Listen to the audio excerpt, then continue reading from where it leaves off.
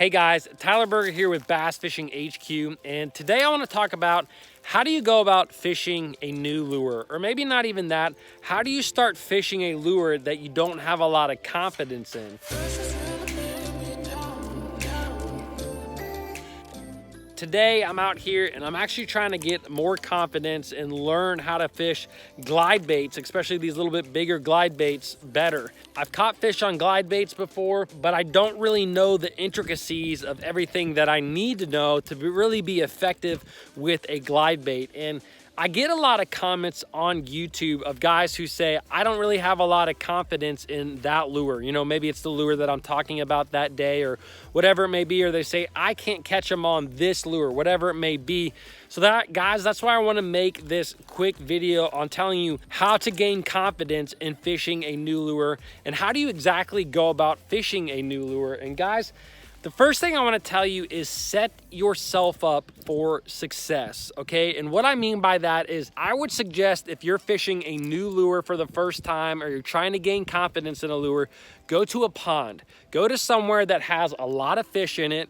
Maybe they're dumb, maybe they're easy to catch fish, because the best way to learn a new lure is to really start catching fish on that particular lure and learning the subtleties of it and how fish like it. Go to a pond, go to a place where you know that the likelihood of you catching fish is really high.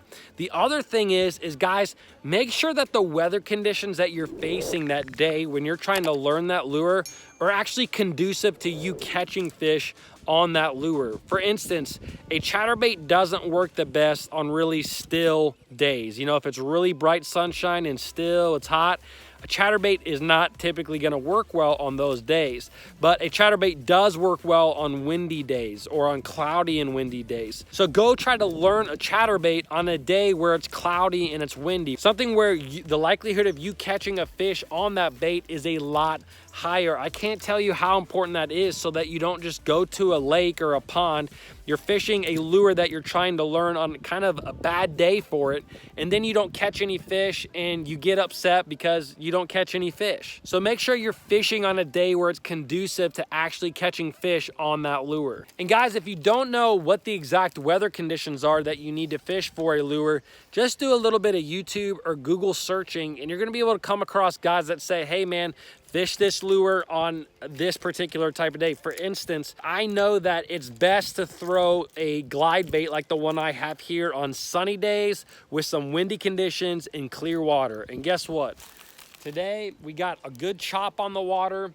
It's sunny out and it's clear water, okay? I'm setting myself up for success to be able to learn more about this particular lure. So I can't tell you how important that is. Another thing is make sure you have the right equipment. Make sure you have the equipment that you need for that lure. Again, I'm fishing this big swim bait. I got a 7-Eleven heavy action rod. I got the right reel. I got everything. I'm setting myself up for success. Don't go try to throw a jig on a crankbait rod just to try to get used to it, because that's not gonna work, okay? You wanna have the right equipment. Okay, the last thing that I want to say to you guys when it comes to fishing a new lure or gaining confidence with a new lure is literally don't bring anything except for that lure that you're trying to use. Whether it's in the boat, lock your boat compartments, or whether you're going pond fishing like I am today, just bring that rod and reel and lure that you are trying to learn, because it's so easy for us as fishermen to get tempted to go out and try to catch fish. You know, maybe we're trying to learn a lure.